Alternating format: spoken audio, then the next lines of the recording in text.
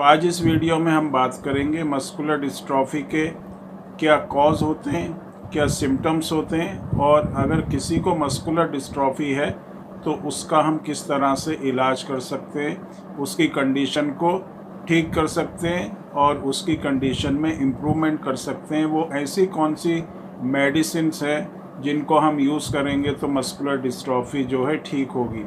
और ये जो वीडियो है आज ये बहुत ही इन्फॉर्मेटिव होने वाला है, तो इस वीडियो को आप पूरा ज़रूर देखें और चैनल को अगर सब्सक्राइब नहीं किया है तो सब्सक्राइब ज़रूर करें, लाइक और शेयर ज़रूर करें। तो मस्कुलर डिस्ट्रॉफी जैसे कि पहले बहुत से वीडियो में बताया गया है कि ये मसल्स की प्रॉब्लम होती है। मसल्स का वीक होते रहना और टाइम के साथ साथ इस प्रॉब्लम का बढ़ते रहना, यही एक चीज़ होती है जो मस्कुलर डिस्ट्रॉफी में होती है। चाहे वो डीएमडी ड्यूशन मस्कुलर डिस्ट्रॉफी जो बच्चों में होता है उसमें, चाहे थोड़ी टीन एज में जो मस्कुलर डिस्ट्रॉफी होती है जिसको हम बैकर मस्कुलर डिस्ट्रॉफी कहते हैं, या उसके बाद जो आगे चलकर एज में मस्कुलर डिस्ट्रॉफी होती है जिसको हम लिम्ब गर्डल मस्कुलर डिस्ट्रॉफी कहते हैं, या कोई दूसरी भी तरह की मस्कुलर डिस्ट्रॉफी है। तो इस तरह में जितनी भी तरह की मस्कुलर डिस्ट्रॉफी होती हैं सभी में जो प्रॉब्लम होती है वो टाइम के साथ साथ बढ़ती रहती है। जो मसल्स की जो वीकनेस होती है वो बढ़ती है, मसल श्रिंक होते चले जाते हैं, कमज़ोर होते चले जाते हैं, मसल्स में बिल्कुल जान नहीं रहती और मसल्स एकदम से लटक जाते हैं, उनमें बेजान जैसे एक मसल्स होती है उस तरह से हो जाते हैं। तो इसमें जो पहली चीज़ होती है वो कॉज क्या है, किस वजह से मस्कुलर डिस्ट्रॉफी होती है। वैसे तो मस्कुलर डिस्ट्रॉफी जो है जेनेटिक प्रॉब्लम होती है, जो जीन में म्यूटेशन की वजह से या डिलीशन की वजह से प्रॉब्लम होती है।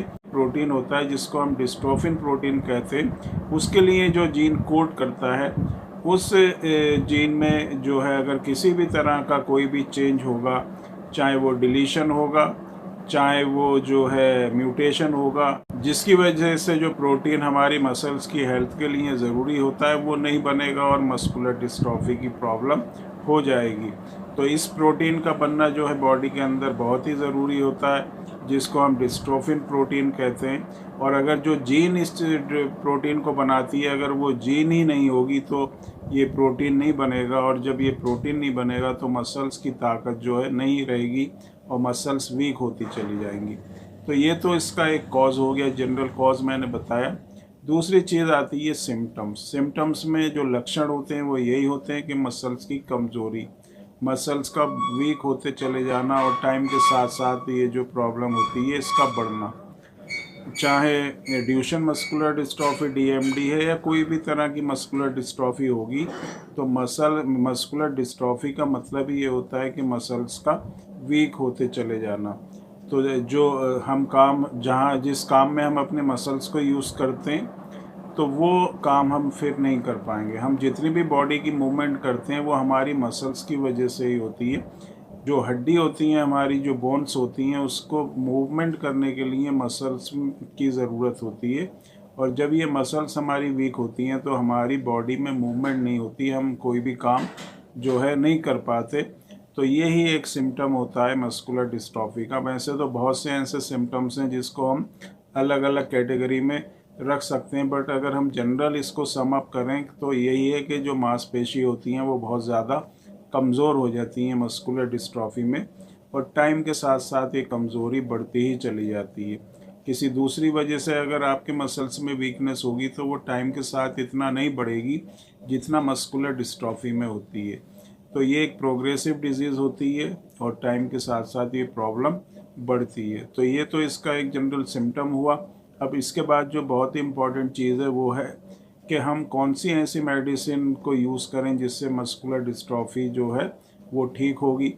तो एलोपैथिक जितनी भी मेडिसिन हैं उसमें कोई भी इस तरह का अभी कोई मेडिसिन या ट्रीटमेंट नहीं है जिससे हम मस्कुलर डिस्ट्रॉफी को ठीक कर सकें या थोड़ा भी इम्प्रूवमेंट अपनी कंडीशन में हम ला सकें। ऐसी कोई भी मेडिसिन एलोपैथिक सिस्टम में अवेलेबल नहीं है। मल्टीविटामिन्स या विटामिन डी या इसके साथ स्टेरॉयड अगर आप यूज़ करते हैं तो कोई ख़ास इफेक्ट जो है मस्कुलर डिस्ट्रॉफी के पेशेंट में नहीं होता, और स्टेरॉयड तो आगे चल के कंडीशन को और ख़राब कर देते हैं और कंडीशन और ज़्यादा ख़राब हो जाती है। अब बात करते हैं कि होम्योपैथिक मेडिसिन में क्या कोई मेडिसिन्स हैं जिनसे हम मस्कुलर डिस्ट्रॉफी को ठीक कर सकते हैं। तो होम्योपैथिक मेडिसिन्स में बहुत ही अच्छी ऐसी इफ़ेक्टिव मेडिसिन्स हैं जो मस्कुलर डिस्ट्रॉफी को बहुत हद तक जो है कंट्रोल करती हैं, कंडीशन में इम्प्रूवमेंट करती हैं। और कंडीशन अगर पेशेंट की सही है, ज़्यादा उसके अंदर वीकनेस नहीं है, तो उसको पूरी तरह से क्योर भी कर सकती हैं। मेडिसिन्स जो होती हैं बहुत ही इफ़ेक्टिव होती हैं। इन मेडिसिन्स को हमको यूज़ करना है, लेकिन किस तरह से, कौन से सिम्टम में कौन सी मेडिसिन को यूज़ करना है, ये बहुत ही इम्पॉर्टेंट होता है। और हर पेशेंट के हिसाब से, उसके सिम्टम के हिसाब से मेडिसिन्स जो हैं, अलग अलग तरह की मेडिसिन्स जो है यूज़ की जाती हैं, सेलेक्ट की जाती हैं और वो दी जाती हैं।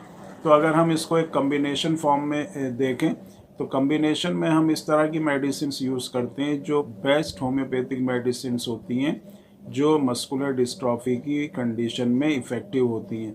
तो इन मेडिसिन्स को यूज़ करेंगे तो बहुत ही अच्छे रिजल्ट जो है आपको मस्कुलर डिस्ट्रॉफी में मिलेंगे। और ये मेडिसिन्स इतनी इफ़ेक्टिव है कि अगर आप 1 महीने भी इन मेडिसिन्स को लेंगे तो आपको अपने अंदर इम्प्रूवमेंट दिखाई देगा। आपको पता चलेगा कि मेरे जो कंडीशन है वो उसके अंदर जो है सुधार हो रहा है, उसमें कुछ ना कुछ मसल्स में स्ट्रेंथ आ रही है।